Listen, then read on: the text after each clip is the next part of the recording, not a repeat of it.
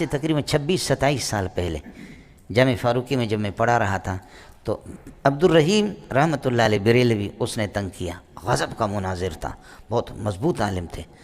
تو عبدالرحیم تو یہ بلوچ لوگ گئے دارالعلوم کہ اللہ کے لیے ہمارے نوجوان بریلوی بن رہے، تم لوگ اسے کوئی مناظر بھیجو، یہ چیلنج دے رہا ہے، کوئی بھی نہیں آ رہا۔ دارالعلوم والوں نے کہا ہم ایسا غلط کام نہیں کرتے۔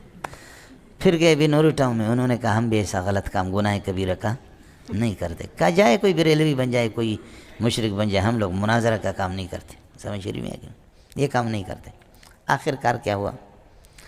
آخر کار ان کو کسی نے بتایا کہ کوئی پاگل ہے جامع فاروقی میں، اس کے پاس جاؤ۔ میں متول پڑھا رہا تھا، یہ آگے سرخ گاڑی 4x4 گاڑی اس کی اس وقت تھی، اب تو 50-60 لاکھ کی گاڑیاں ہوتی، اس کے پاس 1.5 کروڑ کی گاڑیاں ہوتی۔ تو یہ آگے کہیں تو بلوچی منگا ہوا جو بلوچوں، سمجھے؟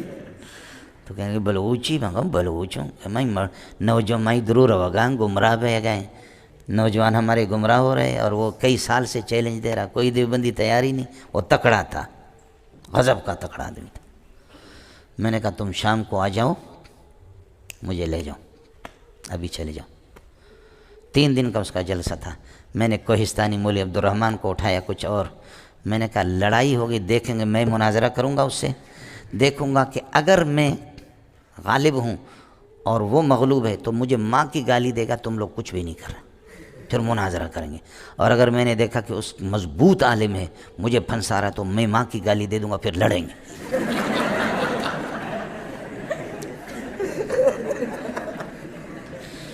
اس لیے کہ بھاگنے سے لڑنا بھی بہتر ہے نا، اپنے مسلک کی بدنامی۔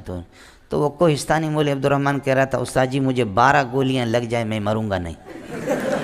اور واقعتاً یہاں جامعۃ الرشید کے جب گاڑی پہ بم سے اڑایا گیا تو 1-2 بندے مرے، باقی زخمی بے ہوش ہو گئے، اور وہ خون میں لت پت ہو گیا، لیکن وہ مرا نہیں، اس کو وہ دوسروں کو اٹھا رہا تھا۔ بعد میں لوگوں نے کہا کہ تمہارے اپنے سر سے پورے بدن سے یہ کہ خون ہی خون ہے۔ اچھا کوہستانی تو کوہستانی ہے، سمجھی؟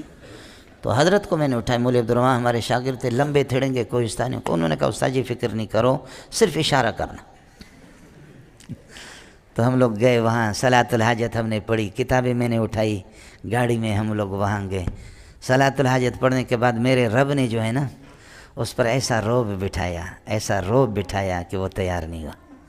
کہنے لگے ہماری تیاری نہیں ہے، اس دفعہ ہمیں مہلت دے دیں، یہ کرے وہ کرے، ادھر ادھر کر دیا بہانہ، یہ اس آدمی سے میں کیسا مناظرہ کروں۔ انہوں نے کہا کر لو، وڈیرا نے کہا، وڈیرا بریلوی تھا، کہا کر لو، اگر تو نے اس کو بند کیا جوتے ماریں گے، کر لو۔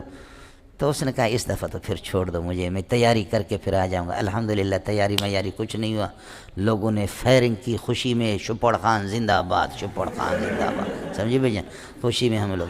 اس کے بعد اس کا فارم تھا، مرغی فارم تھا، یہ جب بھی آتا تھا 10-10 15-15 مرغیاں ذبح کر کے لاتا تھا، میں بھی کھاتا تھا، ہمسایوں کو بھی دیتا، دوسرے اساتذہ کے گھر پہ۔ میں نے اپنے بیوی بچوں سے کہا دعا کرو اللہ بریلویوں کو زندہ رکھے، یہ بریلویوں کے صدقے میں آپ کھا رہے ہیں، سمجھے بھائی جان، اور یہ نہ ہو تو یہ ہمیں کہاں کھلاتے۔